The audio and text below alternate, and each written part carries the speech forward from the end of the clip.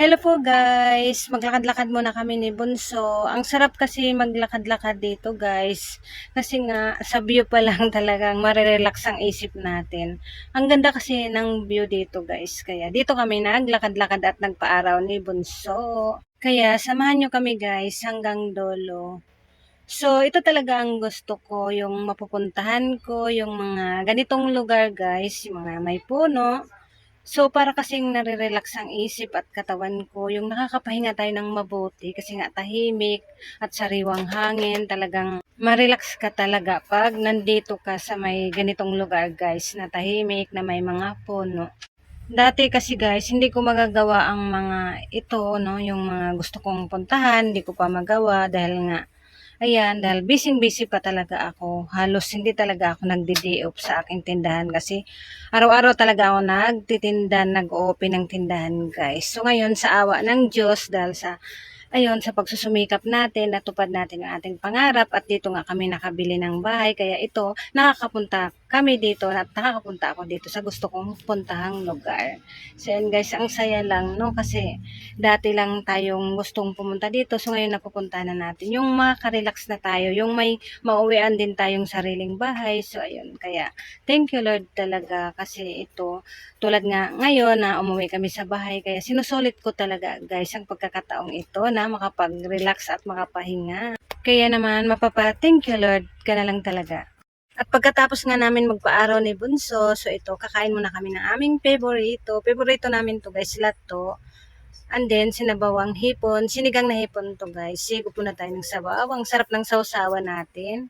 May kamatis, sibuyas, at saka sili. Thank you, Lord. Kain na tayo, guys. Paborito niya yung bunso. Ate, sumakot yung ano. Ito nga sa ako pag natin. Lagyan natin ito. Lagyan tayo.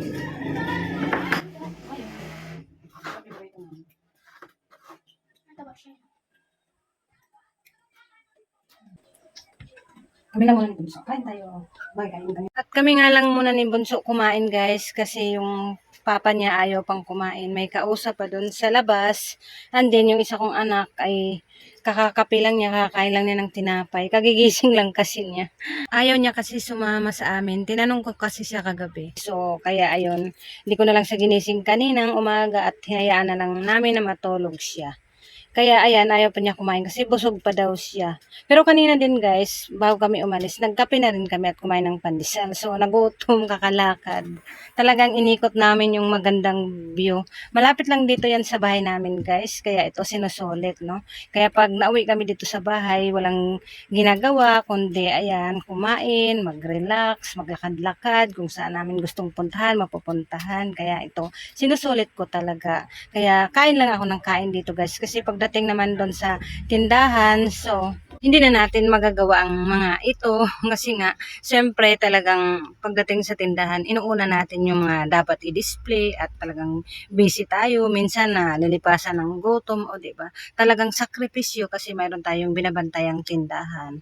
Kaya pag nandito kami sa bahay, pag nauwi kami dito sa Bulacan guys, kaya nakakabawi naman ng pahinga at nakaka-relax naman kasi tahimik lang kasi dito at ang sarap din kasi ng hangin dito kasi ang daming mga puno, talagang ma-relax ka talaga. Kaya thank you Lord talaga dahil ayan, dahil natupad ko na ang aming pangarap. So ayan, may mauwian na kaming bahay.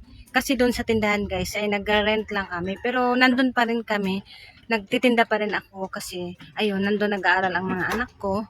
Kaya ayaw pa kasi nila ditong mag-aral kaya pinabayaan ko na lang kasi siyempre manibago yun, wala pa silang kakilala kaya ayan, hinayaan ko na lang muna. So umuwi lang kami dito sa bahay pag ayan gusto mag-relax, magbakasyon, yung gano'n nagagawa na namin yung gano'n na dati na hindi ko kayang gawin dahil nga nang hinayang ako i-close ang tindahan.